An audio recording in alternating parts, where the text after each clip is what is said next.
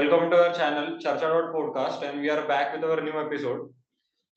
For today, we have guest Prabodhji Vekhande and a guest from London, Pratik Kothari ji. And today topic for our Charcha is what stream a kid should decide after his 10th grade. So let's Charcha on this. Thank you very much,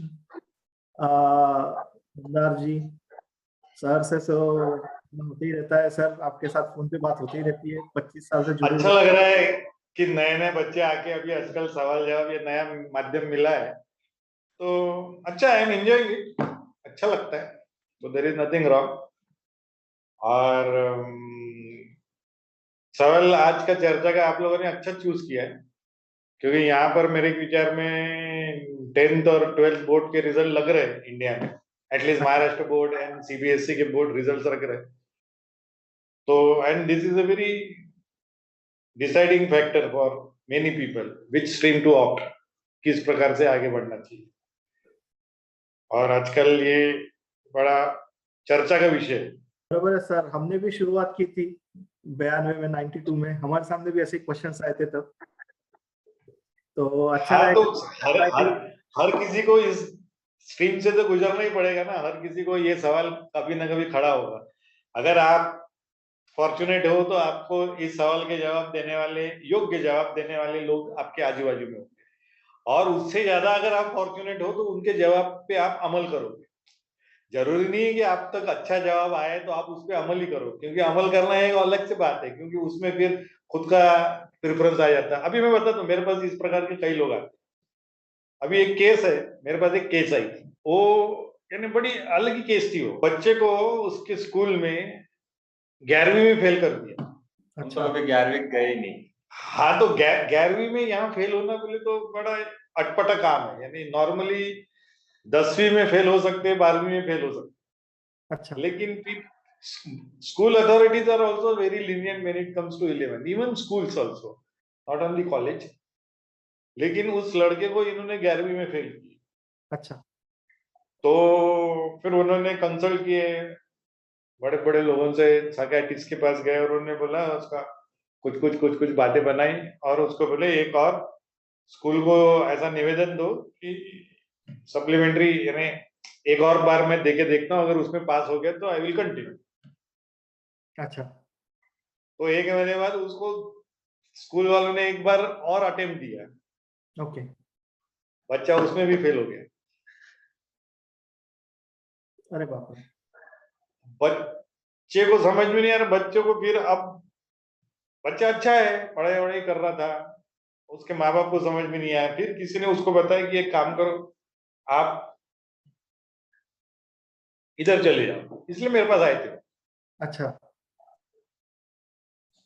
तो मैं ऐसे विद्यार्थियों से बड़ा हमें रोचक रहता है, इनका जो अनुभव रहता है ना पढ़ाई के बारे में, और इनके पेरेंट्स का जो एक अप्रोच रहता है, ये बड़ा कॉम्प्लेक्स रहता है। इनके पेरेंट्स को लगता है कि अपने बच्चे ने एक आधी चीज करने को ही होना पढ़ाई में, वो उसको उसी प्रकार से घर में भी उनके वातावरण उसी प्रकार के रहता है, और उसी प्रकार से धीरे धीरे नोइंगली अननोइंगली उसको ग्रूम करते रहते। बच्चा भी ऑलरेडी कन्विंस रहता कि मेरे को इसी प्रकार से आगे अपनी लाइफ बनानी है, क्योंकि पापा या मम्मा ने बोला कि ऐसा ऐसा करो, जैसा माँ बाप बोलते वैसा ये लोग करते। अब क्योंकि वो पास नहीं हो रहा है, तो फिर इन्होंने सिस्टम को दोष देना चालू कर दिया कि 11वीं में थोड़ी बच्चा कोई फेल हो सकता है, तो 11वीं में अगर कोई फेल हो रहा है तो वो सिस्टम का दोष है। सिस्टम का दोष कैसा है? मैं तो यही सोच रहा था अभी तक, 11वीं में आज तक मैंने कभी सुना ही नहीं है ये ऐसा कि कोई होता है। हाँ, तो वो फिर उसके किसी शुरुआत में वो स्कूल में किसी मास्टर के साथ उसकी कुछ तू मैं हो गई थी, या किसी के साथ वो उसका नाम जुड़ गया था, तो वहां थोड़ी उसके और उसके नाम के साथ चर्चा हुई थी, तो बच्चे का ऐसा मानना था कि जानबूझ के स्कूल अथॉरिटी ने मेरे को फेल कराया है, और उसके पिताजी और माता भी बिल्कुल कन्विंस थे कि ये इसके साथ ऐसा ही हो रहा है। तो अब सवाल ये था कि अपन ने करना क्या चाहिए। सवाल कहां जाके पहुंचा कि सिस्टम कितनी खराब है। अब मेरे को मजेदार बात ये लगी उसमें कि इन्होंने 10वीं के बाद सबसे बात करके, क्योंकि खुद माता पिता प्रोफेशनल है, मतलब डॉक्टर्स है, तो उनको ऑब्वियसली एक्सेस था। उन्होंने साइकोमेट्रिक टेस्ट वगैरह करके उसका एप्टीट्यूड निकाल लिया था, और उसके बाद उसने टॉप नॉच स्कूल में भी दाखिला लिया। अच्छा, तो सारी पैरामीटर्स उनके कंट्रोल में थे। तो सर उसके पहले हम बच्चा लेकिन सोल्यूशन की तरफ जाते हैं। उसके पहले ये हमारे टाइम पे तो सर हमने किया था, इस साइकोमेट्रिक टेस्ट का शब्द भी नहीं था। नहीं था ना, ये की लेकिन किसे? आजकल ये प्रचलित में है। आजकल ये शब्द बहुत प्रचलित में है। आजकल क्या कर रहे हैं कि पेरेंट्स को पहले से ही मालूम रहना चाहिए करके 10वीं में ही, मेरे ख्याल से स्कूल में भी आ रही है, 10वीं में ही ये लोग आके हर किसी का साइकोमेट्रिक टेस्ट करके पेरेंट्स को वही बता देते कि आपका बच्चा किस दिशा में जाना चाहिए। लेकिन सर वो तो एक डिडक्शनिस्ट अप्रोच हो गया पूरा। हाँ तो वो, अरे ये पूरी जो इनकी सिस्टम खड़ी है हाँ, to figure out where is the aptitude of a person, they have some questionnaire set of questions, हाँ, बराबर है। and they have the science of how to interpret the answer given to that question. No answer is correct or no answer is wrong in that. अच्छा, There is no question of you being wrong or right in that. वो तो subjective रहता है sir. उस time पे उस frame of mind में वो कंटेक्स्ट कैसा है, उसमें क्या बच्चे ने आंसर किया है। नहीं, उसमें इन्होंने साइंस ढूंढ के निकाला है। उसमें अच्छा। कई बार इन दी गेम ऑफ प्रोबेबिलिटी किसी के साथ वो सटीक बैठता भी है, अच्छा, पर कई लोगों के साथ नहीं बैठता। तो इन साइकोमेट्रिक टेस्ट के माध्यम से उन्होंने बच्चे को लाए। मेरे को उसमें भी दोष नहीं देना है, लेकिन मजेदार मेरे को बात ये लगी कि अल्टीमेटली उन्होंने समस्या क्या डिस्कस करी कि सिस्टम इसके खिलाफ है। वो तो सर यानी एक इन्फरेंस से निकाला, वो तो इन्फरेंस निकाला कि भैया हमने सब कुछ सही किया है, तो पॉइंट ऑफ मेरे व्यू। बोलने का माने यही है कि अगर आप एक पहली बार में ही गलत करते हो और फिर उस गलती को जस्टिफाई करने के लिए फिर तुमको और दूसरे गलत चीजों का सहारा लेना, तो सबसे मैं ये एग्जांपल इसलिए दिया कि अगर आपको 10th में ही पता करना है, 10th के बाद राजा, हाँ, क्योंकि यहाँ पर 10th के बाद बाइफर्केशन होता है कि आप इधर कॉमर्स जाओगे। हाँ, तो मोरलेस हर जगह वो 10th का ही बाइफर्केशन है, तब तक आप एक जगह हो। तो 10th के बाद अगर आपको बाइफर्केशन करना है तो आपने बच्चे के तरफ देख के ही ये पता कर लेना चाहिए, as a parent you should know कि किस फील्ड में उसको डालना चाहिए। बराबर है सर। तो अब ये इंटरेस्टिंग है बात कि दो सिनारियोज मेरे सामने में है। एक मैं किसी को जानता हूँ कि ये उनसे टॉपिक पे डिस्कशन किया था कि वो आर्किटेक्ट है। तो उनको मैंने पूछा था, भैया कि आपको कैसे पता चला कि आपको आर्किटेक्ट बनना है? तो बोले मेरे को तो बोले बचपन से, चौथी कक्षा से ही पता था, बोले 5वीं कक्षा से पता था कि मेरे को इंटरेस्ट है तो आर्किटेक्ट बनने का। और एक हमारे जैसे लोग थे, भैया जो बोल रहे हैं, भैया आपको कंप्यूटर साइंस, उस टाइम पे कंप्यूटर साइंस में बहुत ज्यादा आगे चल रहा है और बहुत ज्यादा आगे प्रगति होने वाली है। 92 की बात है जब कंप्यूटर भी नहीं आए थे। नहीं, उस मैं अपन एक स्टेप नीचे आते, जैसे मंदार है, इस जनरेशन के बारे में सोचो। 10th में तुमको कॉमर्स पकड़ना है, साइंस पकड़ना है या आर्ट्स पकड़ना है। आगे एक बार तुमने ये डिसीजन ले लिया कि मेरे को साइंस पकड़ना है, तो फिर आपके दरवाजे अलग प्रकार से खुलते, आप कहीं भी जा सकते हो। फिर आपके पास इंजीनियरिंग है, मेडिसिन है या बायोकेमिस्ट्री है और अन्य प्रकार के दरवाजे खुलते हैं। लेकिन आपको 10वीं के बाद ये अहम प्रश्न है आपके सामने कि आपने इनमें से, ये 3 में से किस दिशा में जाना चाहिए। बराबर है। तो जब तक आपको ये, अब उसमें क्या है कि अप्रोच जो मैंने देखा अभी तक, हाँ, अप्रोच ये है कि बच्चे से पूछो बरोबर है? उसको क्या करना है, उसको कहाँ जाना है। दूसरा अप्रोच है, बच्चे के माँ बाप से पूछो कि उनको अपने बच्चे को किस दिशा में अच्छा लगता है, क्योंकि वो उसमें एक्सपेक्टेशंस क्या है? एक्सपेक्टेशन क्या है, या एक्सपेक्टेशन के बजाय भी वो 10 साल से उसके साथ रह रहे, 15 साल से रह रहे, तो उन्होंने देखा हुआ है, फर्स्ट हैंड इंफॉर्मेशन वो दे सकते हैं, तो उसके बारे में वो they are the best custodian because they are information rather of his or her nature. तो इसलिए पेरेंट्स से आप कंसल्ट कर सकते, लेकिन अभी तक मैंने ये कहीं नहीं देखा इसमें कि जो आप उसको ऑप्शन दे रहे हो, उस ऑप्शन के बारे में जो दे रहे हैं उनको कितना पता है और जो ले रहा है उसको कितना पता है। बराबर सर, लेकिन सबसे इम्पोर्टेंट एक बात आती है पूरे केस में कि ये एक इम्पोर्टेंट डिसीजन है कि आपको 40 साल अगले निकालने के काम करने के लिए। काम क्यों करते हैं हम किसी और दिन टॉपिक पे डिस्कशन करेंगे, लेकिन हमको ये टॉपिक 40 साल निकालने के, लगभग 20 से लेकर 40 साल आपके रिटायरमेंट तक। तो आपको 40 साल एक ऐसा पाइप में डाल दिया, वो तालाब से वो पाइप का पानी जा रहा है और आपको दूसरे तरफ निकलने का, भैया रिटायरमेंट, फिर आप भगवान का नाम लो या तो आप भैया कुछ भी सोशल एक्टिविटी में पढ़ लो 60 के बाद जो आपको करना होगा, लेकिन ये 40 साल का इंपॉर्टेंट फेज है आपके लिए। बराबर है ना, मेरा एकदम सही सोच रहे हो तुम।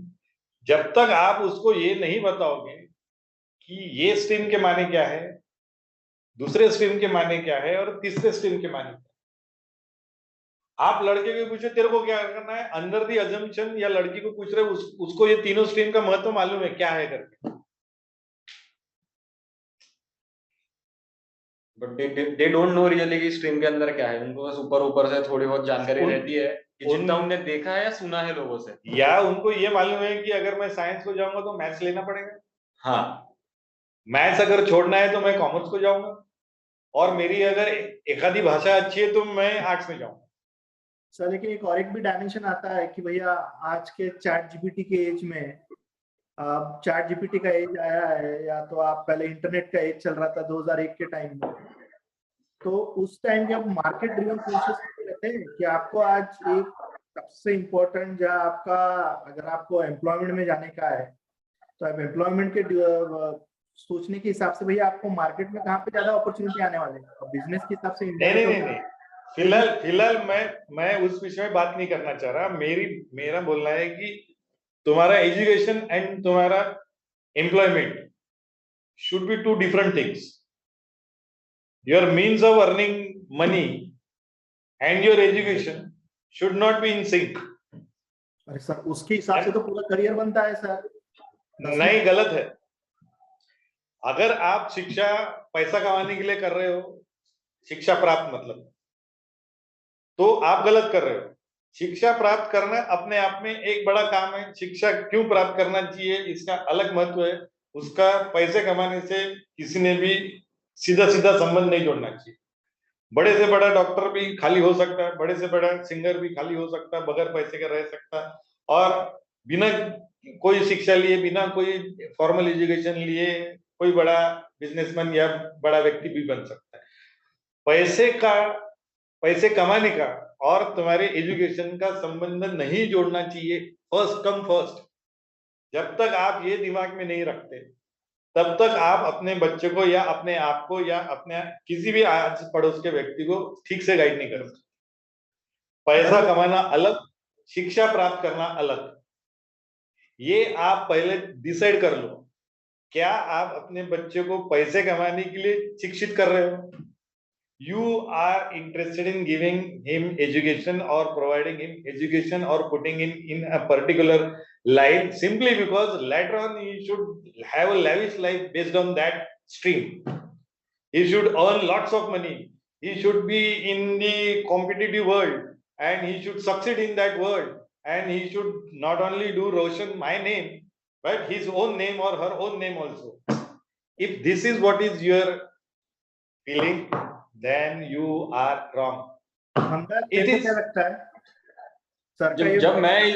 जब मैं 10th से 11th में गया या 11th से 12th में गए या इंजीनियरिंग के फर्स्ट ईयर तक की, हमने कभी सोचा नहीं था कि जॉब वगैरह का। वी आर लाइक कि अभी ये कर लिया, अभी इसके बाद इंजीनियरिंग कर लेंगे, फिर उसके बाद क्या देखेंगे। जितना भी मेरा पूरा ग्रुप था, तो मैंने को भी इस बारे में सोचा नहीं था कि जॉब करने के लिए इंजीनियरिंग करना है करके।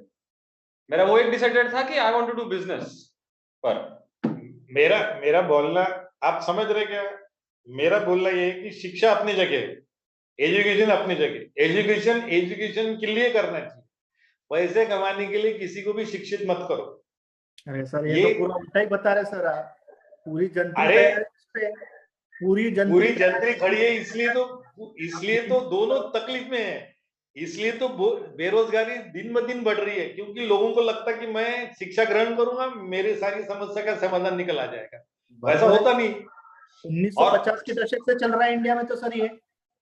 अरे मैंने यही बोला कि आपने शिक्षा को इतना ज्यादा बल दे दिया है क्योंकि आपने शिक्षा को पैसे के साथ जोड़ दिया है। अगर आप उच्च शिक्षित हो आपको उतना पैसा मिलेगा, अगर आप ज्यादा उच्च शिक्षित नहीं हो या कम शिक्षित हो तो आपको कम पैसा मिलेगा। ये मानसिकता आपने बना ली है, और ये मानसिकता हमारी ये अंग्रेजों के आने के बाद बनी है।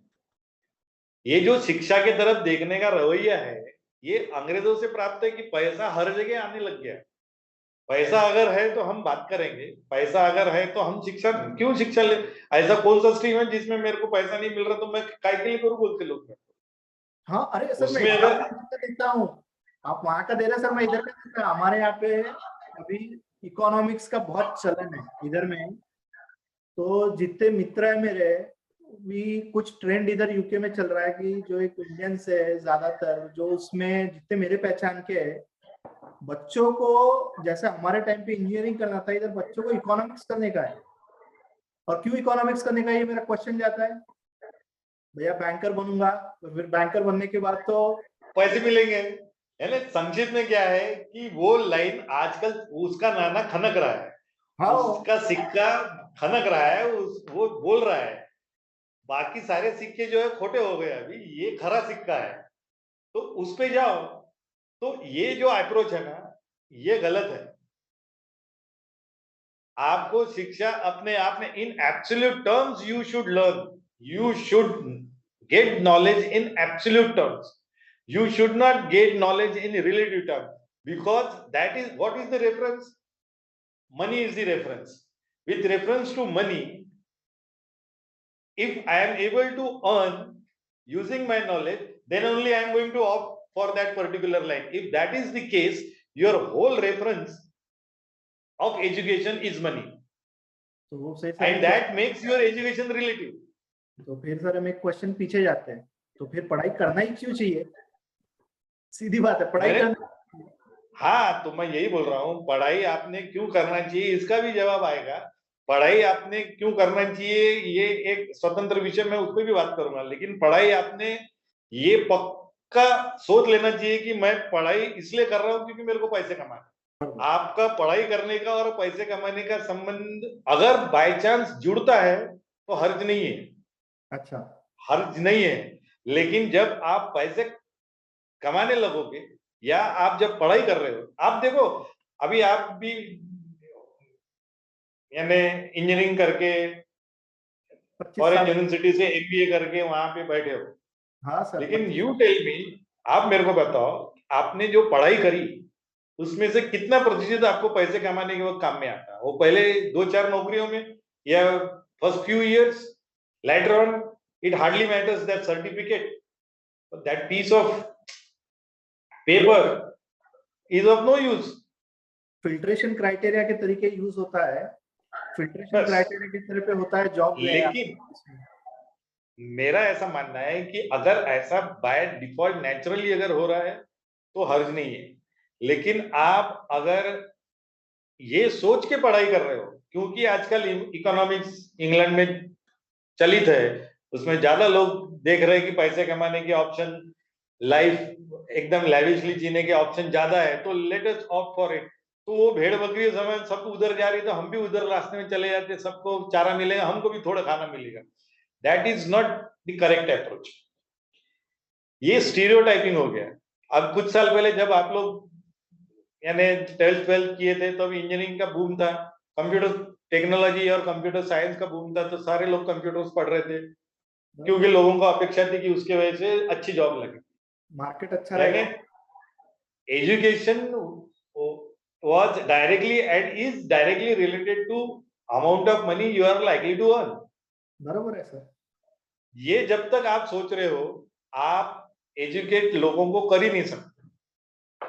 आपको एजुकेशन इन एब्सोल्यूट टर्म्स लेना चाहिए, आपको एजुकेशन इन एब्सोल्यूट टर्म्स समझना चाहिए। अगर आपको एजुकेशन इन एब्सोल्यूट टर्म्स नहीं आ रहा है, तो वो जैसा मैं बोला पिछले बार के, फिर से वही टॉपिक आ जाएगा कि it would be simply a matter of question मध्यमा। आपको समझ में आ गया, आपने पूरा की पूरा मगअप कर लिया, आपने 3 बार उसको रोटे समान कागज पे उतार दिया, आपने जाके वहां एग्जाम में रिप्रोड्यूस कर दिया, अच्छे स्कोर आया, अब आप क्वालिफाई हो गए फला फला लाइन में जाने के लिए, और वहां पे भी इकोनॉमिक्स आपने ऑप्ट किया, आपको इकोनॉमिक्स में डिग्री मिल गई, आपने पोस्ट ग्रेजुएशन किया, फिर आपने पीएचडी किया, आप एस्टेब्लिश इकोनॉमिक्स हो, और बड़े बड़े जगह आप फिर आपके लेकिन आपको एजुकेशन नहीं मिला है। You are not educated. You are expert. You are expert in particular field, but you are not educated.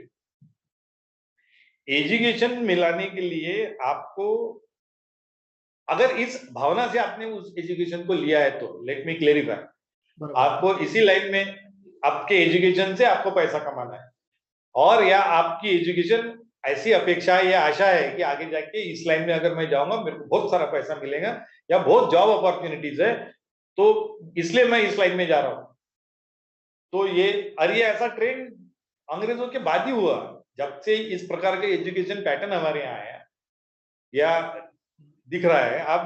अभी आप थोड़ा पीछे चले जाओ, महाराणा प्रताप और वो अकबर के जमाने में बच्चे कैसे पढ़ाई करते होंगे? उन वक्त भी तो पेरेंट्स को ये सवाल आता होगा कि बच्चों को क्या पढ़ाना है करके। बराबर है सर। तब वो किस प्रकार से ऑप्शन दे दिए, मतलब उनके सामने ऑप्शन क्या रखते हो? ये थोड़ी बोलेंगे उसको कि साइंस, कॉमर्स एंड आर्ट्स ये है, और बेटा तू ये करेगा तो महाराजा का तू ये बन जाएगा, और अगर तू साइंस करेगा तो तू इधर। आप ये जो मिला है अपने को, ये कुछ पिछले 200-250 साल की देन है, बराबर। और ये करते आ रहे हैं। अब आप देखो हिस्ट्री में टटोल के देखो, जब आजादी की लड़ाई लड़ रहे थे लोग, तो आर्ट्स यानी एडवोकेट बनने की धूम थी। अच्छा। सारे बैरिस्टर थे, सब बैरिस्टर, यानी महात्मा गांधी से लेके पटेल तक सारे, सबने लॉ पढ़ा हुआ था, क्योंकि लॉ पढ़ने से सरकार समझती थी। बराबर है। अगर आपको आजादी की लड़ाई लड़नी है तो सरकार क्या करेगी मालूम रहना चाहिए, और सरकार को समझने के लिए सरकार के रूल्स मालूम होने चाहिए। तो रूल्स कहाँ पता चलते थे? लॉ पढ़ने से। तो सब लोग लॉ पढ़ते थे, जो लॉ पढ़ता था वो लीडर बनता था, क्योंकि लीडर को सब मालूम रहता था कि सरकार क्या करेगी। बाकी जनता को मालूम नहीं रहता था, तो वो लीड करता था और बताता था कि ऐसा ऐसा करो। तो एडवोकेट या लॉ की कुछ दिनों तक बहुत चली। बराबर है। फिर आजादी की मिलने के बाद इन्होंने, नेहरू जी ने एक अलग पैटर्न लाया है, फिर बड़े बड़े यहाँ पे पब्लिक सेक्टर यूनिट्स खोले। हाँ। उसकी वजह से इंजीनियर्स लगना चालू हुए। हाँ, 50 के दशक के। बराबर है। इसलिए उनको फिर मैकेनिकल, क्योंकि स्टील प्लांट्स आ रहे थे। हाँ। रशिया से हम लोग करीब थे, रशिया की मैत्री हम बोला जाता है, तो इस वजह से इन्होंने सिविल एंड मैकेनिकल इंजीनियर्स की बहुत डिमांड थी, एंड साइमल्टेनियसली इलेक्ट्रिकल। इसलिए आज भी इंजीनियरिंग के लिए 3 ही ब्रांचेस फंडामेंटल मानी जाती है। कोर ब्रांच, कोर ब्रांच बोलने से ये मैकेनिकल, सिविल, क्योंकि सिविल की वजह से आपको घर बांधने थे, फैक्ट्रीज बांधनी थी, यानी रास्ते बांधने थे, सब नया देश बनाना था, तो सिविल इंजीनियरिंग चाहिए थी। इसलिए आपको विश्वेश्वरैया का नाम लिया जाता है, इन्होंने इतना बड़ा काम किया, इरिगेशन लैंड का करना था, तो सिविल इंजीनियरिंग था। फिर तुम्हारे पास मैकेनिकल फैक्ट्रीज बनानी थी, और लोगों के घर में सप्लाई लाना था, और फैक्ट्रीज को सप्लाई करने के लिए इलेक्ट्रिसिटी जनरेट करनी थी। इसलिए इंजीनियरिंग बहुत सालों तक धूम चली। हाँ, हमारे यहाँ पे भी सर मैकेनिकल, हमारे टाइम पे भी मैकेनिकल का काफी चलन था। मैकेनिकल सबसे टॉप पे आती थी। बराबर। ये 92-94 की बात है। बराबर। फिर 90 के दशक में राजीव गांधी की वजह से कंप्यूटर भारत में आया। हाँ, ये बात के लिए कांग्रेस को मानना पड़ेगा, राजीव गांधी जी को मानना बस पड़ेगा। उन्होंने वो वहां पे लाया, और उसके बाद से कंप्यूटर में जब से कंप्यूटर आ गया, फिर क्योंकि इकोनॉमी भी खुली, इकोनॉमी खुलने से लोगों को थोड़ा पता चला इकोनॉमिक्स क्या रहता है, कॉमर्स क्या रहता है। तो इतने साल से, यानी 47 से लेके 90s तक कॉमर्स लाइन या बीकॉम करके जो एक डिग्री हुआ करती थी, वो डॉर्मेंट पड़ी हुई थी। जो कुछ नहीं कर सकता, जो बेकाम है, वो बीकॉम है, इस प्रकार से नहीं लोग सर, बोलते थे। सर वैसा नहीं था सर, नहीं नहीं नहीं, मैं इस बात पे डिसएग्री करता। जो लोग के घर का बिजनेस था, जिनको जी। बच्चों को बिजनेस कराना था, वो बोलते थे कि साइंस में ज्यादा टाइम जाएगा, बराबर है ना। से अच्छा ज्यादा कॉमर्स अच्छा है, 4 घंटे कॉलेज सवेरे चले जा, बाद में तू धंधे पे एग्री। आएगा। अरे लेकिन उसका फिर वही बात हो गई कि जिसके यहाँ बिजनेस था वही बीकॉम की तरफ जाने की कोशिश कर रहा था। हाँ, या तो ये चार्टर्ड लेकिन अकाउंटेंट, लेकिन मैंने जो पहले एग्जांपल दिए, आर्ट्स में एवरीबॉडी वांटेड टू गो, जब आजादी की लड़ाई लड़नी थी। हाँ साइंस में आजादी के बाद एवरीबॉडी वांटेड टू गो, क्योंकि यहाँ देश डेवलप करना था, बराबर। हर जगह से लोग आए रहते। कॉमर्स के तरफ ऐसा सर्वमान्य दृष्टि नहीं थी कि यहाँ सबने जाना चाहिए। जिसके यहाँ बिजनेस है, जिसके यहाँ रिटेल शॉप है, जिसके यहाँ कुछ इस प्रकार का काम है, वही लोग जाके अपना पढ़ते थे। उनमें से कोई सीए बनता था या ज्यादा से ज्यादा बीकॉम पढ़ के अपना धंधा चलाता, लेकिन सर्वमान्यता नहीं थी। बराबर। कॉमर्स को सर्वमान्यता 90 के दशक के बाद है, हाँ, जब इकोनॉमी खुली। इंडिया में मैं डेफिनेटली इंडिया की बात कर रहा हूँ, इंडिया की बात कर रहा हूँ। तो अब आपने देखा होगा कि ये 90 के दशक के पहले अगर लोग साइकोमेट्रिक करते थे, तो उसको यही पूछते थे, तेरे को आर्ट्स में इंटरेस्ट है कि साइंस में? कॉमर्स की तरफ पूछना भी नहीं। हाँ 90 के बाद से कॉमर्स लाए इन्होंने। सर, तो लेकिन इसमें एक दूसरा भी एक फैक्टर आता है, जो कि एक जो तब उस टाइम पे जो पेरेंट्स जैसे मिडिल क्लास के थे इंडिया में, भैया उनके सामने ऑप्शन क्या था कि भैया अपने बच्चे को एजुकेशन करा के नौकरी पे करने का, यार अच्छी नौकरी लगेगा, जैसे उन्होंने किया उनके लाइफ। बराबर है ना। अरे मैं मना कर ही नहीं रहा हूँ, हम गरीब देश थे, अभी भी शायद काफी गरीब है। तो यहाँ पे पेरेंट्स का एकदम जायज है कि मैं बच्चे को वही पढ़ाई करूंगा जिससे वो पैसे कमाएगा, मेरी भी जीवन प्रणाली ठीक करेगा, खुद को भी ठीक रखेगा। गलत नहीं है। हाँ लेकिन अगर इस प्रकार से अगर आप बच्चे को पढ़ाते हो, तो बच्चा पढ़ाई कर लेगा, शिक्षित नहीं होगा, he will not be educated. मैं बोलने की कोशिश ये कर रहा हूं कि एजुकेशन और पैसे कमाना, इसका संबंध मत रखो। दो अलग अलग चीजें। पैसे कमाना एक अलग व्याख्या, एक अलग फील्ड है, और शिक्षा ग्रहण करना एक अलग चीज है। उसका समन्वय या उसका रिलेशनशिप जोड़ के कोई काम मत करो। पर अनफॉर्चुनेटली भारत में एटलीस्ट यही प्रचलन है कि पढ़ेगा, फिर आईआईटी में जाएगा, उसके बाद अमेरिका में जाएगा। नहीं सर, आईएम में जाएगा बीच में आईएम कैसे बीच में आईआईएम नहीं जाएगा, चलो वो भी कर लो, वो भी आईआईएम भी कर लो। और हाँ उसके बाद फिर वो नौकरी अच्छी कॉर्पोरेट में जाएगा, बहुत पैसा कमाएगा, बराबर अपनी है। लाइफ अच्छे से रखेगा, मेरे को भी अच्छे से रखेगा। पर अभी वो आईएम वाला बंद हो गया। नाउ दे आर लाइक कि ग्रेजुएशन इंडिया से करेंगे और पीजी बाहर से करेंगे। अब मेरे पहचान के जितने भी है, मोस्टली सारे यूके में है। आप एजुकेट नहीं हो रहे हो। मेरा बोलने का पॉइंट ये था कि आपने समझ लेना चाहिए कि एजुकेशन कौन सा लेना है, इसके तरफ आप पैसे का एंगल छोड़ के बात करो। तो फिर करना क्यों सर, मेरे दिमाग में क्वेश्चन वो आता है, लेकिन वो चलो किसी और दिन उठाएंगे वो टॉपिक को कि करना क्यों है।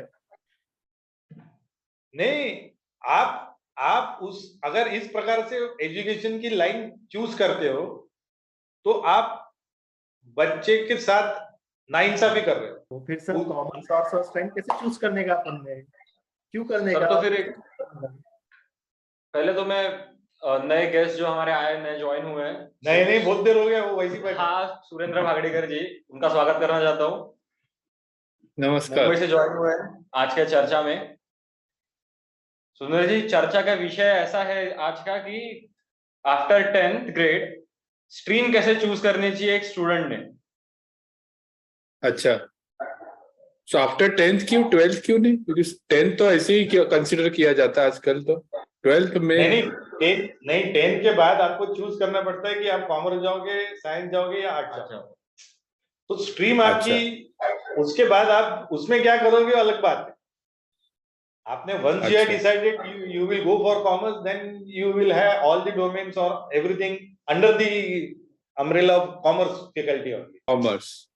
अच्छा, but 10 के बाद ही it would be decided in which faculty you will go. हाँ More or ठीक less. है, आ गया सब। तो अभी दूसरा प्रश्न ये ऐसे जाता है कि what should be approach, how should one approach a parent approach. मैं यही बोल रहा हूँ कि सबसे पहले आपने ये कर लेना चाहिए कि मैं जो एजुकेशन ले रहा हूँ या दे रहा हूँ उसका उसके आने वाले जीवन में पैसे कमाने से कोई संबंध नहीं। ओके, उसको हटा के बात करो, पैसा कमाएगा इसलिए हम उसको एजुकेट कर रहे हैं या ये अप्रोच आपने निकाल देना चाहिए। और दूसरी बात ये है कि एक बार आपने ये तय कर लिया कि पैसे कमाने के लिए हम उसको नहीं पढ़ा रहे, आगे जाके इस नॉलेज से वो पैसा कमाएगा, ये अगर आपने छोड़ दिए तो फिर आप ये सोच सकते हो कि आप पहले साइंस का डोमेन पकड़ लो। आपको ये मालूम रहना चाहिए कि साइंस अगर ये जाएगा तो क्या किस प्रकार का नॉलेज उसको मिलने वाला है, कॉमर्स में अगर जाएगा कि किस प्रकार का नॉलेज मिलने वाला है, अगर आर्ट्स में जाएगा तो किस प्रकार का नॉलेज मिलना है। Unless you know the domain of these three faculties, you should make these three things clear to him. Do not force your opinion. आप सिर्फ उसको बताओ ये ऐसा है, ये ऐसा है, ये ऐसा। Now it is up to you. अगर आप उसको ये बता पाए कि आर्ट्स में जाना यानी क्या, कॉमर्स में जाना यानी क्या, और साइंस में जाना यानी क्या। लेकिन सर 16 साल का बच्चा कैसे डिसीजन ले सकेगा? 16 या 15 साल का बच्चा कैसे, उसको ये सब ऑप्शन दे दिए है तो वो बराबर है, इन्फ्लुएंस होने वाला है पूरा। बराबर है 100% सही है कि 15 साल के बच्चे को हम ये नहीं, या बच्ची को ये नहीं सोच सकते कि वो उसका निर्णय 100% खरा उतरेगा, लेकिन आपको उसको क्लैरिटी देना पड़ेगा। वी शुड मेक हिम और make her clear about the attributes of these three faculty, and then we should apply our own thinking also. We should consult him, and together we should arrive to a common point that considering all parameters, this seems to be a best option for you. बराबर sir, वो तो psychometric test वाले भी यही बताते हैं ना sir. Psychometric test वाले बच्चे की एप्टीट्यूड देख रहे हैं, साइकोमेट्रिक टेस्ट वाले साइंस के फैकल्टी के एट्रीब्यूट्स, कॉमर्स के फैकल्टी के एट्रीब्यूट्स एंड आर्ट्स के फैकल्टी के एट्रीब्यूट बता के नहीं उसको देख रहे। हाँ, लेकिन सर काउंसिल ऑफ करते हैं, काउंसिल ऑफ टेस्ट नहीं करते। मैं बताता हूँ, ये जितने भी काउंसिलर्स होंगे ये बच्चे का एप्टीट्यूड देख रहे हैं, बच्चे का एप्टीट्यूड देख के वो बताते कि अच्छा ये ऐसा ऐसा है तो इसलिए साइंस में जाने को ना, ये इधर जाने को ना, और ये आर्ट्स में जाने को। बट मेरे हिसाब से ये जो आपने क्राइटेरिया बताया स्ट्रीम का, साइंस, आर्ट्स और कॉमर्स का, ये most of the time schooling में 8-9 के टाइम पे स्कूल में ही बताया जाता है। अभी जैसे मैं मेरे बड़े बेटे का अगर एग्जांपल लूं, तो हम लोग जब दिल्ली में थे और वो सीबीएसई बोर्ड का स्टूडेंट था, तो हमें 9th में जब वो था, यानी 8 पास होने के बाद 9th में जब वो गया तो स्कूल से हमें पेरेंट्स को बुलाया गया, और जितने भी 9th के स्टूडेंट थे उनके सब पेरेंट्स को एक बड़े से कॉन्फ्रेंस रूम में बिठाया गया। बराबर। और उस टाइम पे बच्चे भी थे और पेरेंट्स भी थे। अच्छा। और उस टाइम पे स्कूल की प्रिंसिपल ने ये पूरा स्ट्रीम का सेशन रखा था, और उन्होंने खुद ही उसको, यानी पिछले 10 साल का या किसी का 7 साल का या 6 साल का, depend upon the student and join the school, उसका एकेडमिक बेसिस पे उसने बताया था कि ये साल ये टाइप के बच्चे इस स्ट्रीम में जाएंगे, ये टाइप के बच्चे इस स्ट्रीम में जाएंगे। हम आपको जस्ट बराबर है। अवेयरनेस दे रहे हैं कि बराबर। इसका जब 10th होने वाला, क्योंकि दिल्ली में कैसा एक पैटर्न है कि दिल्ली में 11-12 is a part of schooling only. ठीक है ना? वहां पे जूनियर कॉलेज का फंडा नहीं है, तो वो 10th होने के बाद वही बच्चा उसी स्कूल में 11th में चला जाता है।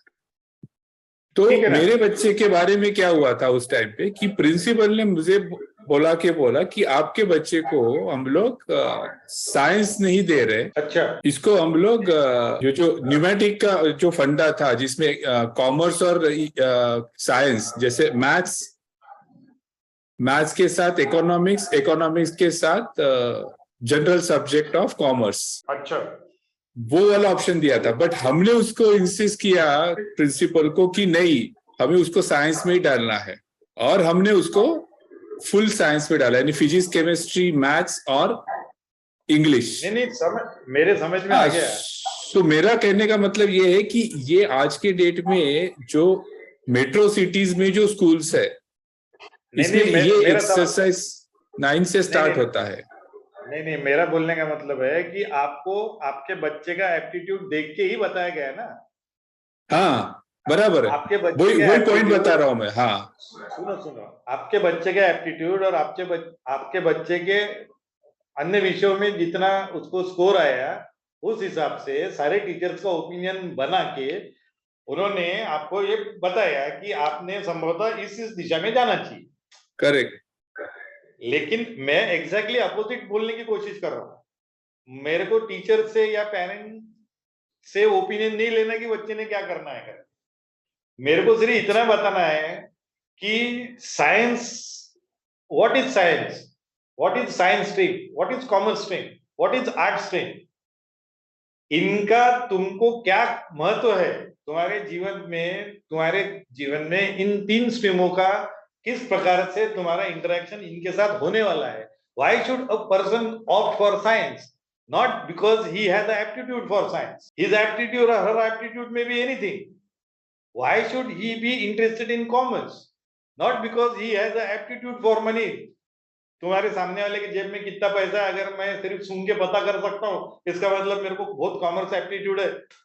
मैं बोलने की कोशिश ये कर रहा हूं कि आपकी एप्टीट्यूड से आपने स्ट्रीम नहीं ज्वाइन करना है, आपने जो ज्वाइन करना है उस बारे में पूरी इंफॉर्मेशन गैदर करना है कि ये स्ट्रीम का अपने आप में इन एब्सोल्यूट टर्म्स क्या महत्व है। वही सर, क्लैरिटी नहीं होगा आज के डेट में। मैं यही बताने की कोशिश कर रहा हूं, जब तक आप इस विषय में इस एंगल से नहीं सोचोगे, आप रेस में ही चलते रहोगे।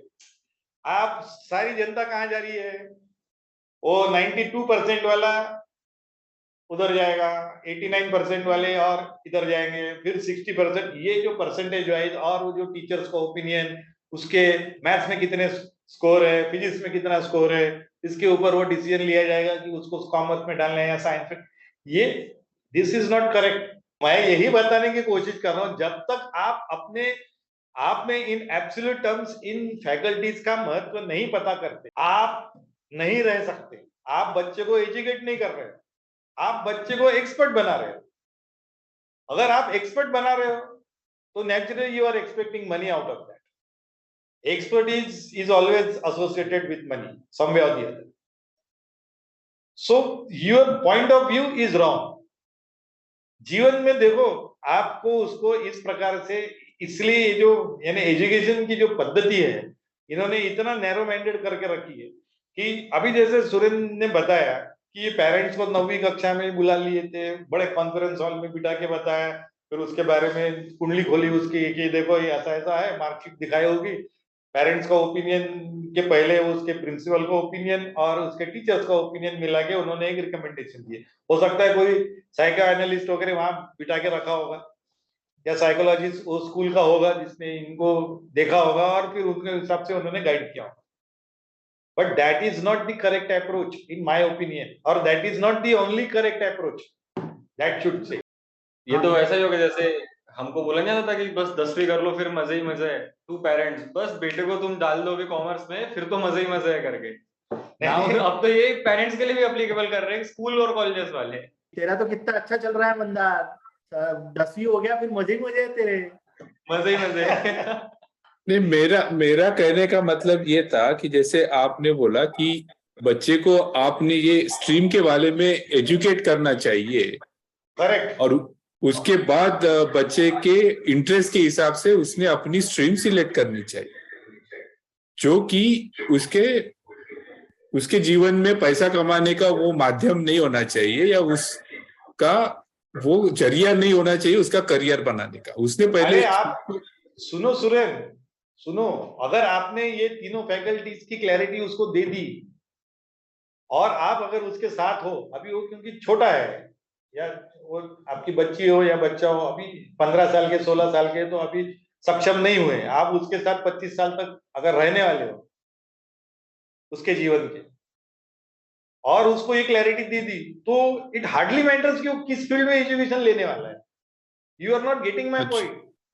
अच्छा, इट हार्डली मैटर्स। आपके जीवन में शिक्षा को इतनी प्रायोरिटी दी गई है कि अगर आप शिक्षित नहीं हो तो अपने आप को ऐसा अपराधी मानते लोग। एकदम बरोबर है सर, एकदम बरोबर ये है। हाँ, ठीक ये है। तो क्योंकि ये हुआ है, यानी अरे तू शिक्षित बस ग्रेजुएशन ही करेगा क्या करके? बस ये जो आया है ना, दैट इज एब्सोल्यूट बोगेसिटी, यानी इतनी खराब चीज है वो।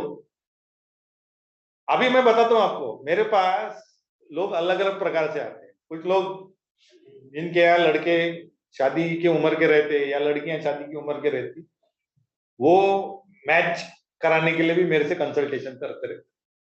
तो एक मेरे पास डॉक्टर कपल था, उनका लड़का अभी मार्केट में था शादी के, तो वो मेरे से पूछ रहे थे, सर बोले ये जो लड़की आई है उसके लिए वो तो सब बराबर है, मैंने भी बताया कि अच्छी चीज है, आप आगे बढ़ सकते हो, देयर इज नथिंग रॉन्ग। लेकिन मेरे को उन्होंने एक सवाल डाला था कि सर ये जो लड़की आपने रिकमेंड करी है, क्या ये बुद्धिमान है? और ये सवाल करने के बाद मैंने उनको 30 minute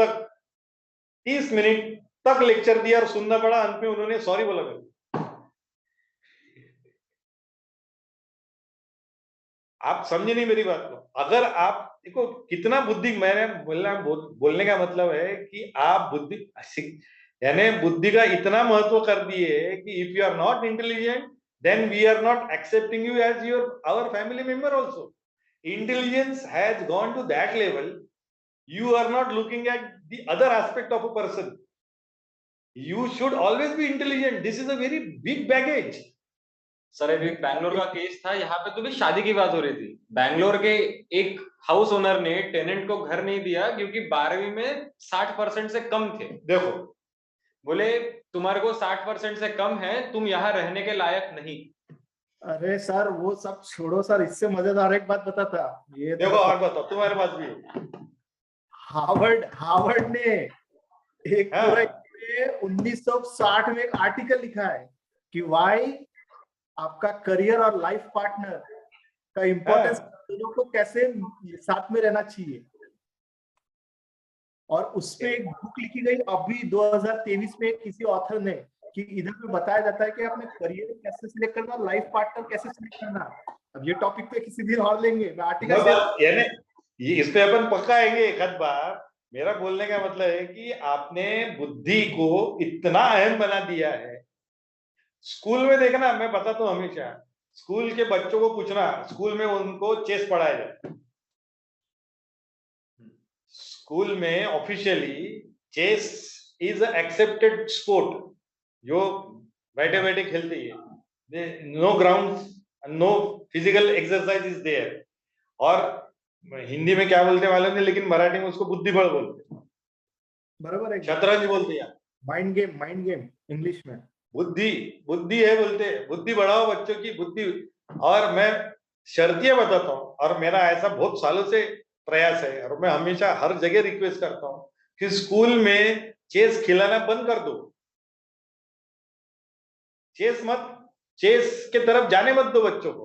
it is waste of time, money and energy, and everything is yours. Teach him or tell him or her to go for the contact bridge. पत्ते में जो ब्रिज गेम है, हाँ वो खेलने लगा उसको, आगे जिंदगी भर काम आएगा। But nobody seems to be interested, ना स्कूल वाले, ना। एक अभी बीच में आई थी कि एक स्कूल ने अपने बच्चों को ब्रिज में आगे बढ़ा के नेशनल कंपटीशन तक भेजा है करके। But people are so obsessed with बुद्धि। हाँ एकदम। यानी अब बुद्धि प्रायोरिटी में रखना चाहिए करके उन्होंने मेरिट लिस्ट को भी कैंसिल कर दिए, क्योंकि हम भी अब मेरिट लिस्ट सिर्फ मेरिट वालों का क्यों तारीफ हो, तो कोई मेरिट लिस्ट नहीं। यानी बुद्धि के आजू बाजू में समाज डेवलप हो रहा है, और ये सारी जड़ है उसकी 10th के बाद लाइन चूज करने का। जो साइंस में जाता हो बुद्धिमान, कॉमर्स में जाता हो उससे, और जो आर्ट्स में जाता है वो सबसे कम बुद्धिमान। ये जनरल है, ये सही की गलत है, मैं इसके बारे में बात नहीं कर रहा हूँ, एक परसेप्शन लेकिन है। ये परसेप्शन है। पर एक बात ऐसी भी है, जैसे जो 11th-12th के स्टूडेंट को अगर पूछे कि, या 10th के स्टूडेंट को भी अगर पूछे कि क्या करना है, तो वो क्या बोलते हैं कि साइंस लेंगे। अगर 11th-12th में साइंस जमा तो ठीक है, तो साइंस के बाद तो मैनेजमेंट कोर्स में जा ही सकते हैं, पर कॉमर्स और आर्ट्स में वो नहीं कर सकते। तो उनका एक ये भी मानना रहता है कि ये एक अच्छा है, यानी 2 साल में अपन को समझ जाएगा कि अपन कितने पानी में और कितने में नहीं। हाँ, तो इस यानी साइंस को इसलिए अपर हैंड है ना, साइंस वाला 12वीं के बाद कॉमर्स में जा सकता है, लेकिन हाँ। कॉमर्स में अगर आपने 11वीं 12वीं कॉमर्स में करी और उसके बाद बोला कि मैं साइंस में जाता हूँ, तो 11th-12th साइंस इज नेसेसरी, आपके दरवाजे बंद है। बहुत सारे मजे की और एक बात है, इधर में यूके में डॉक्टर बनने के लिए आपको केमिस्ट्री होना कंपलसरी है, लेकिन बायोलॉजी होना कंपलसरी नहीं है। लेकिन इंडिया में पीसीबी चलता है, फिजिक्स केमिस्ट्री बायोलॉजी तीनों। हाँ, इसके बेसिस पे इधर वैसा नहीं है, खाली इधर केमिस्ट्री नेसेसरी है आपको। तो अब यानी हर ने अपने देश ने अलग अलग कंसेप्ट बना के रखे हैं, लेकिन मेरा स्पष्ट मानना है कि आप स्वयं पेरेंट्स या टीचर्स जो काउंसिलर्स है, उन्होंने सबसे पहले ये स्ट्रीम्स के एट्रीब्यूट्स पता कर लेनी चाहिए, ये स्ट्रीम्स का महत्व पता कर लेना चाहिए, किस प्रकार से ये स्ट्रीम उसके जीवन में काम आने वाले, और फिर उसको ये क्लैरिटी लाने के बाद उसको एजुकेट करने की तरफ देखना चाहिए, ना कि उसको पैसे कमाने के लिए एजुकेट करना चाहिए। सर ये इसमें मेरा एक सवाल है सर, अभी जैसे आपने हाँ, बताया कि 3 स्ट्रीम की क्लैरिटी आप बच्चे को दे दो, हाँ, और फिर उसको उसके हिसाब से उसके रिमेनिंग एजुकेशन पैटर्न में उसको हेल्प करते रहो। आप मेरी बात को दोबारा से समझो, तीनों फैकल्टीज का इंपॉर्टेंस, महत्व, हाँ, वही महत्व बता दिया। करेक्ट, समझा देना है। करेक्ट। उसके बाद आप और पूरी फैमिली बैठ के, या वो स्वयं वो व्यक्ति जिसको आगे जाना है, जिसके भी लास्ट से होगा, मैं जरूर नहीं समझता कि पेरेंट्स का होना चाहिए, ये भी नहीं है कि उसका ही होना चाहिए, जिसका भी आप एक कॉन्वर्ज आते हो कि चलो now this will be our option, लेकिन उसको ये क्लैरिटी रहनी चाहिए स्ट्रीम में वो जा रहा है, उस स्ट्रीम का उसके जीवन में क्या महत्व है। बट अभी मेरा सवाल ये था कि अगर वो ही अपनी स्ट्रीम चूज करके लेके आता है ऑलरेडी और बता दे कि मुझे इसमें ही करना है, तो अभी ये मैं एग्जांपल ले रहा हूँ मेरे दूसरे बेटे का। सुनो सुनो सुनो मेरी बात, अगर उसने जैसे कोई बोल रहा है 4th कक्षा से डिसाइड कर लिया कि मेरे को आगे जाके साइंटिस्ट बनना है, और वो साइंस की तरफ ही साइंस, लेकिन इसके माने ये नहीं है कि उसको ये तीनों फैकल्टी की कंपैरिजन नहीं होना चाहिए, उसको फिर भी क्लैरिटी दो। अच्छा। मैंने ये कतई नहीं बोला कि उसको जाने मत दो, लेकिन clarity of all 3 faculty should be there. उसका कंपैरेटिव देने के बजाय उसका एब्सोल्यूट टर्म्स में क्या महत्व है किसी के भी जीवन में, वरना वो क्या हो जाएगा, it would be only his life or her life will be one dimensional. If you want to make that person 3-dimensional, you need to tell that person कि what is the importance of these 3 faculties. हाँ, क्योंकि आगे जाके वो बोल सकता है कि इस स्ट्रीम के बारे में आपने मुझे बचपन में बताया नहीं था। नहीं, ये तो अलग बात हो गई,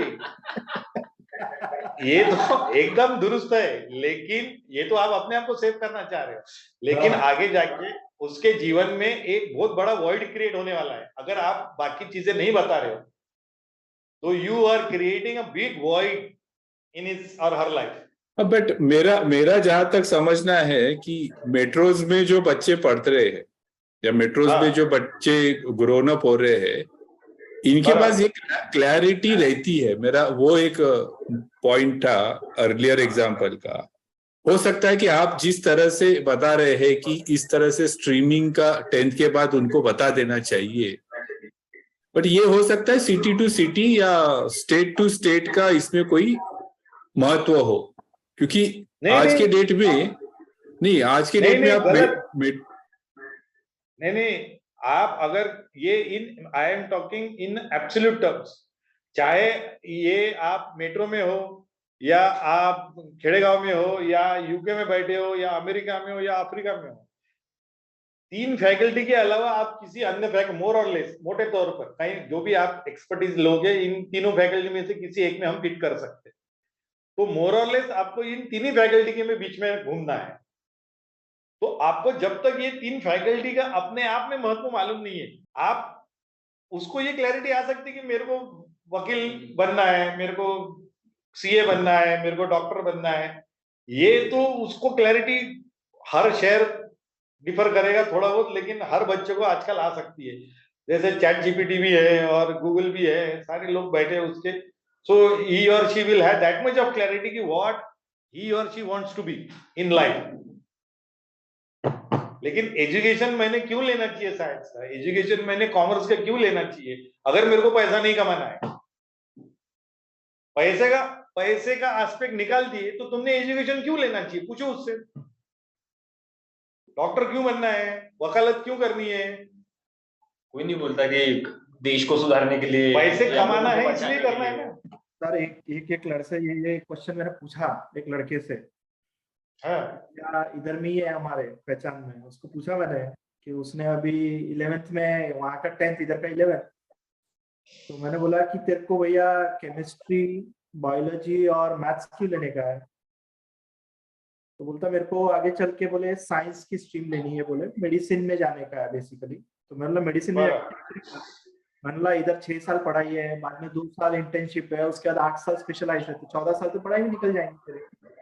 तो उससे अच्छा तो 4 साल में इकोनॉमिक्स बन जाए, 4 साल में और वहां से निकल के दूसरी स्ट्रीम। तो नहीं बोला मेरे को साइंस के बारे में पता करना है। अब मैंने बोला कि भैया क्या के बारे में पता करना है? Neuro science.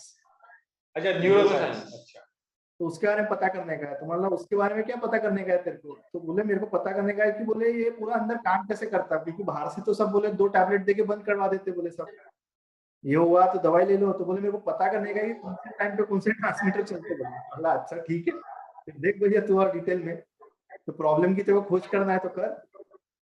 अरे ये तो उसका टारगेट है, हाँ ये उसका गोल है। But to achieve that goal you need to figure out what are the available paths, and you should not only opt for one path. मेरा ऐसा बोलने का माने है कि आपने पैसे कमाना और अपना इंटरेस्ट के बाजू में रखो फिलहाल। अपना इंटरेस्ट, दोनों चीजों, अपना इंटरेस्ट भी बाजू में रखो। अच्छा कोई लेना देना नहीं, आपका इंटरेस्ट कोई मेरे को लेना देना नहीं, बिल्कुल बाजू में रखो। सर स्पोर्ट्स, अगर इंटरेस्ट पैसा कमाना और स्पोर्ट्स, जैसे आजकल ये लोग भी बोलते हैं कि स्पोर्ट्स इज यानी, तो स्पोर्ट्स भी एक साइड में, सब साइड में हो गए। ओके। अब आप उसको पहले बताओ कि देखो शिक्षा ग्रहण करना है, ये 3 फैकल्टी आजकल की 3 ही फैकल्टीज बची हुई है।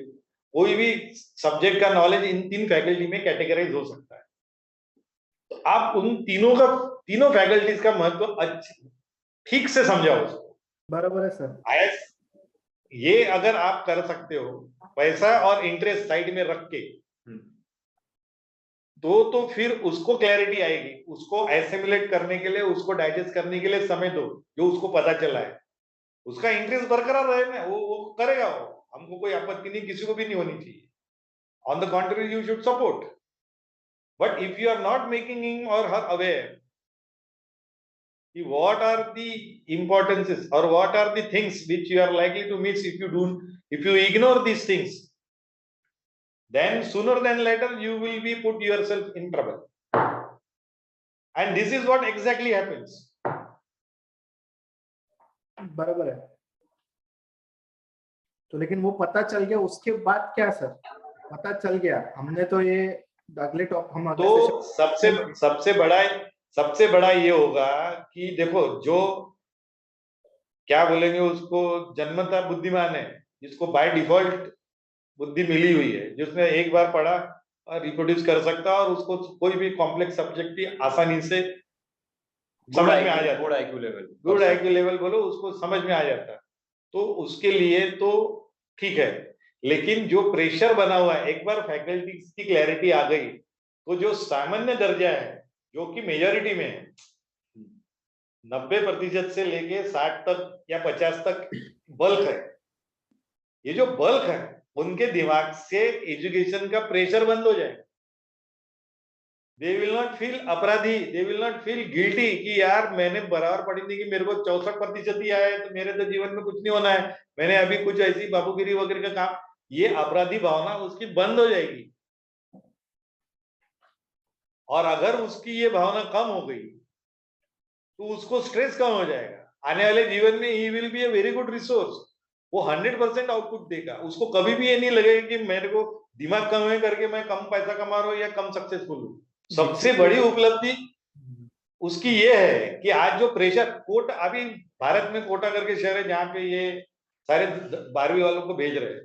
पूना में भी है सर, नहीं, बॉम्बे में भी है। कोटा बहुत फेमस, यानी 12वीं वालों की राजधानी है वो। हाँ सर, वो तो आया ना टीवी में, एक सीरीज आई है नेटफ्लिक्स में, कोटा फैक्ट्री। हाँ, तो वो जो कोटा है वहां पे हर महीने में 1 या 2 सुसाइड के केसेस डिस्प्ले हो रहे हैं। प्रेशर, आपने एजुकेशन सिस्टम को प्रेशर बना दिया है। वो प्रेशर आप चाहे कुछ भी करो कब नहीं कर सकते, अनलेस आप इन तीनों के बारे में उसको ठीक से ब्रीफ करो। हो रहा क्या है कि आप ब्रीफ करते ये बताते हुए, पहले साइंस करेगा बहुत पैसा कमाएगा, कॉमर्स करेगा और ये करेगा तो ऐसा करेगा, तो सारी चीजें पैसे से जुड़ जाती है। और इस वजह से ये सारी education system has become another tax for students. एक और ऐसा सवाल आया था मेरे दिमाग में कि इफ जैसे क्रिकेटर्स पकड़ लो या कोई भी स्पोर्ट्समैन पकड़ लो, उनको पता रहता है कि उनको स्पोर्ट्स ही करना है, हाँ, उनका तय रहता है कि उनको स्पोर्ट्स ही करना है, तो वो उनने किस दिशा में जाना चाहिए? अगर उनको पता है कि स्पोर्ट्स ही करना है तो दे शुड कंटिन्यू एजुकेशन और they should not continue there education. नहीं, एजुकेशन, डिग्री वाला एजुकेशन से कोई लेने देने। हाँ, डिग्री वाले एजुकेशन से, डिग्री वाले एजुकेशन तो मत ही लो। अच्छा, फिर मत ही लो। डिग्री वाले एजुकेशन तो किसी ने भी नहीं लेना चाहिए। If they are in sports, if they are in anywhere, if they are anywhere, it hardly matters. आपको एजुकेशन तीनों का लेना चाहिए, आपको एजुकेशन स्ट्रीम का पता रहना चाहिए कि क्या है इनका महत्व, क्यों मैंने साइंस पढ़ना चाहिए, क्या मिस करता हूं मैं साइंस नहीं पढ़ रहा हूँ, कॉमर्स नहीं कर रहा हूं तो मेरे को क्या मिसिंग है, आर्ट्स नहीं कर रहा हूं तो मेरे जीवन में कहाँ वॉइड क्रिएट हो रहा है, और इस वॉइड को भरने के लिए फिर मेरे पास क्या रिसोर्सेज है, और मैं उस रिसोर्सेज का इस्तेमाल नहीं कर पाया, तो ये कहीं स्ट्रेस पॉइंट्स तो नहीं बन रहे। ये आप जब तक उसको नहीं समझाओगे एजुकेशन, देन अभी क्योंकि फिलहाल सिस्टम ऐसी बनी कि you should have at least 1 piece of paper, so ask her to opt for any XYZ ABC education institute from where she should or he should earn that piece of paper, that is sufficient. अगर आपने उसको ये clarity दे दी है तो आपको formal education का tax bear नहीं करना पड़ता, you can do it very formal. पीछे हो जाएंगे। क्या बोले? अपन ने जो स्टार्टिंग में डिस्कस किया था, डिग्री एजुकेशन अच्छे कॉलेज अच्छे यूनिवर्सिटी से फिल्ट्रेशन क्राइटेरिया करते, तो आप वो रैट रेस में थोड़े पीछे हो जाओगे, उसका प्रॉब्लम आता है। हाँ, मेरा भी वही अरे कंपटीशन में आप अरे पीछे रहते हो। मैं तुम्हारे दिमाग में नहीं, मैं फिर से कच्चा पढ़ रहा हूँ। मेरे को यही समझना है कि अगर आपने उसको क्लैरिटी दे दी तो उसको रैट रेस में जाना ही नहीं है, वो उसको रेस समझेगा ही नहीं। He will be happy or she will be happy, अच्छा ठीक है बोलेगा, They will have their own paths, उनको मालूम रहेगा ये राइट, कोई मतलब ही नहीं है इसमें। अब हो क्या रहा है कि जितने एजुकेटेड है, more you are educated, more you are into depression, more you are confused, आपके पास एजुकेशन है तो आपको ये कंफ्यूजन क्यों रहना चाहिए? अब भी ये चर्चा चालू करने के पहले मैंने एक सिंगापुर के आदमी को एडवाइस दिया, वो वहां पे पीएचडी होल्डर है, उसको कंफ्यूजन है कि मेरी जॉब गई है तो मैं क्या करूं। क्यों होना चाहिए उसको कंफ्यूजन?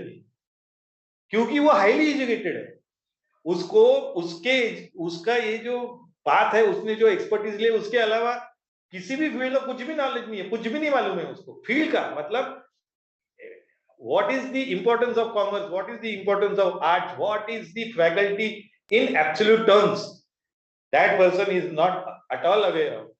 उसको कंफ्यूजन होना ही है। फिर इतनी पीएचडी अगर किसी ने किया है, जैसे आपने बोला 14-14 साल पढ़ाई करते लोग, उसके बाद इतना एजुकेशन रहने के बाद भी कंफ्यूजन में कैसे रहते हैं? क्योंकि that is they are not educated. समस्या ये है,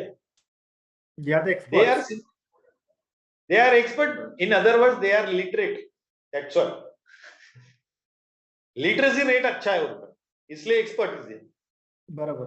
अगर तो पीएचडी है, इंजीनियर है, डॉक्टर है, एडवोकेट है, इनको कंफ्यूजन क्यों होना चाहिए? प्रॉब्लम आ सकते, प्रॉब्लम हर एक के जीवन में आएगी, लेकिन कंफ्यूजन वो भी नॉलेज बेस। इसी के ऊपर से वो टर्म है क्या, पढ़े लिखे गवार वाली हरकतें करते हो या बराबर पढ़े लिखे है। गवार हो तुम, ये आजकल ज्यादा बना रही है। और ये इसकी जड़ ये है कि आप 10th के बाद बच्चे की टेस्ट लेके ये बताने की कोशिश कर रहे हो कि इसका इंटरेस्ट किसमें है, उधर डाल दो उसको, जहां उसने आप अच्छा डाल दो ना, लेकिन उसको क्लैरिटी तो दो कि जिसमें आप जा रहे हो ये क्या है, जिसको आप छोड़ रहे हो वो क्या था, ये तो बताओ। तो वो दूर से ही देखता, अरे यार बोले ये तो तुम्हारे कंप्यूटर की बात है। कितने लोग मेरे को बोलते हैं नहीं सर वो सॉफ्टवेयर की बात है, मेरे को कुछ समझता नहीं उसमें ज्यादा। अरे क्या ऊपर से टपका है, कैसा नहीं समझेंगे? तो ऐसे कई होंगे जिनको बैलेंस शीट नहीं समझती, इंजीनियर्स खासकर, जो कॉमर्स के बारे में कुछ भी नहीं जाने, वो अपना बराबर कॉर्पोरेट जाने का, अपना काम करने का, शाम को वापस आने का। तो फिर भी उन्हें घमंड रहता है कि we made software Tally for only you guys. Yes, Tally बना के देते हो लेकिन बैलेंस शीट रीड नहीं कर सकते। लेकिन सर एक ही आता है कि ये तीनों स्ट्रीम का नॉलेज आने के बाद, एब्सोल्यूट नॉलेज आने के बाद करेक्ट, क्या करेंगे? अब कंफ्यूजन नहीं रहेगा। नहीं करना उसको वही है जो आप और वो मिलके तय करेंगे, लेकिन आप अभी जिस प्रकार से तय कर रहे हो उसमें ना आपको नॉलेज है ना उसको नॉलेज है, इसलिए कंफ्यूजन लेवल बढ़ते जाता है। और एक समय ऐसा आता है जो कंफ्यूजन के पीक पे रहता है, तब उसकी उम्र 30 या 40 रहती, जब आप उसको सपोर्ट नहीं कर सकते और वो खुद को सपोर्ट नहीं कर सकता, अब वो अटक जाता है। Mid life crisis, mid life crisis. और फिर वो हमारे सामान को ढूंढते हुए आता है। बराबर है। इसलिए 10 के बाद अगर आप किसी को गाइड कर रहे हो तो कृपया इस प्रकार से गाइड मत करो कि उसका इंटरेस्ट कहाँ है और फिलहाल कौन सी ब्रांच चल रही है, किससे ज्यादा पैसे मिलने वाले हैं, या इसकी एप्टीट्यूड किस तरफ है, या तुमको क्या लगता है एज अ पेरेंट या एज अ टीचर। ये कोई भी मायने नहीं रखता, ये सारे गलत मायने हैं, सारे पैरामीटर्स गलत है। इन एब्सोल्यूट टर्म्स आपने उसको तीनों फैकल्टीज के बारे में चर्चा में लाना चाहिए और उसको धीरे धीरे समझाना चाहिए कि ये जो तूने किया ना, this is because of the knowledge of arts faculty, ये जो तेरे साथ हुआ ना, it is because of lack of knowledge of commerce faculty, ये जो तूने अचीव किया ना, it is because of the knowledge of the science. ये उसको धीरे धीरे साथ में रह के समझाना चाहिए। ये ऐसा 1-2 घंटे की टेस्ट लेके उसका एप्टीट्यूड चेक करके समस्या का समाधान नहीं निकल सकता सब। लेकिन किसके पास टाइम नहीं होगा तो क्या करेगा? देखो टाइम निकालना पे मैं पड़ेगा। अलग, टाइम निकालना पड़ेगा। That is very subtle. Time निकालना पड़ेगा, ये तो बहुत ही blunt and absolutely correct answer है, इसमें तो कोई दो राय नहीं है। लेकिन मेरा बोलने का मतलब था कि ये टाइम करके जो है ना, उस पे अपन अलग से पूरा वीडियो कर सकते हैं और सीरीज ऑफ वीडियो कर सकते। टाइम की जंतरी बहुत अलग है, आप अभी टाइम के बारे में बोलो ही मत। सर मेरे को तो पर दिमाग जो में सूर्य- ये क्वेश्चन दिमाग में इसलिए आया क्योंकि भैया मैं ज्यादातर सुनता हूँ दोनों हस्बैंड वाइफ या तो पेरेंट्स वर्किंग है, वो रात को 8-8 9-9 बजे तक आते हैं, सुबह फिर से 7 बजे निकल जाते हैं, बच्चे ट्यूशन में लगे रहते हैं, 10वीं स्टैंडर्ड में आ गया, रिजल्ट आ गया, तो क्या करेंगे? वो टाइम नहीं निकाल सक रहे। अरे तो देखो अभी वही वाली बात होगी ना कि अल्टीमेटली तुमने अपनी शिक्षा को तो ट्रांसफॉर्म, कम करो। Education has been transform into money minting machine, that's all. पैसे मिल रहे क्या, वो एजुकेशन लिया है, पैसे मिल रहे, वो कंटिन्यू करते रहो, रोज वही करो, सुबह शाम सुबह शाम सुबह शाम, पैसे कमाओ।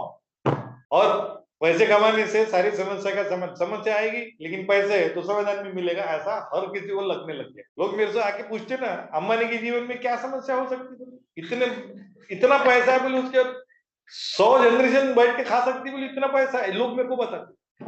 कौन सा?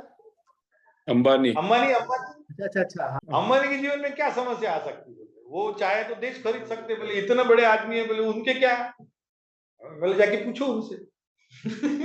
समस्या उसके पास भी होगी, और आना जरूरी है, वो भी कहीं ना कहीं, अगर तो उन्होंने पैसे का ही रखा होगा, तो मेरा प्रायोरिटी अगर आपने रखी एजुकेशन, पैसा, तुम्हारा खुद का एक्सपोजर पैसा, तुम्हारा लाइफ पार्टनर पैसा, तुम्हारे पेरेंट्स पैसा, अगर हर चीज map ultimately converging point only पैसा ही है, तो गलत है। Basically, one need to be rich in only in terms of money, but in every aspect of life. Rich, At least at the thought level. पश्चंती level. पच्चंती level. एक important बात आपने बताया कि बीच में छूट गई थी ये टॉपिक, ये लास्ट लाइन मेरी तरफ से होगा सर, कि आपने बताया था कि अगर हमने जागरूक किया या तो ये डिसीजन मेकिंग किया कि हमने आर्ट्स, कॉमर्स और साइंस के बारे में बताया, तो उसके कारण क्या होगा कि स्ट्रेस लेवल कम होगा।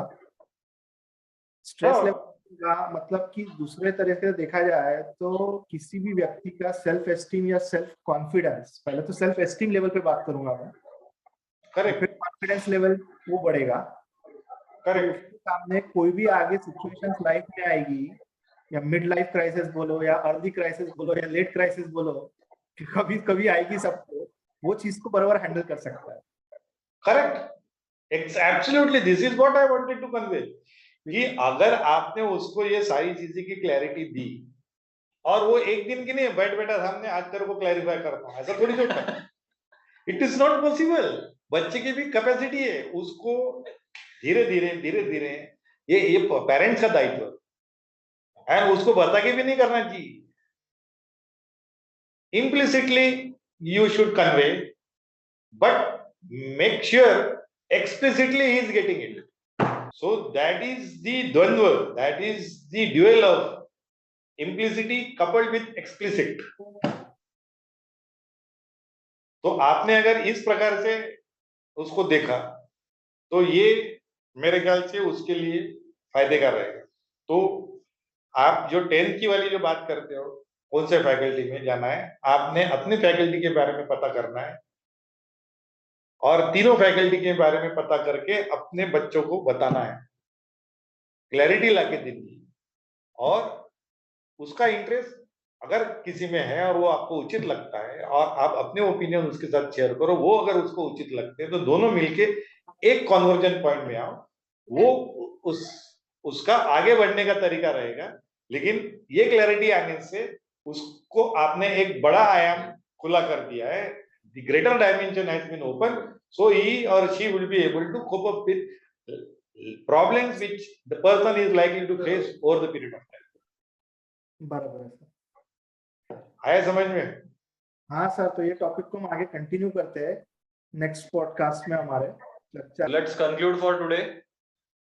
अगर आपको ये पसंद आया हो हमारा चर्चा, तो प्लीज लाइक करें, सब्सक्राइब करें, और बाकी वीडियोस के लिए हमारे साथ टच में रहे तो बेल आइकॉन भी दबा देना। तो मिलते हैं अगले एपिसोड में। धन्यवाद। धन्यवाद। Thank you.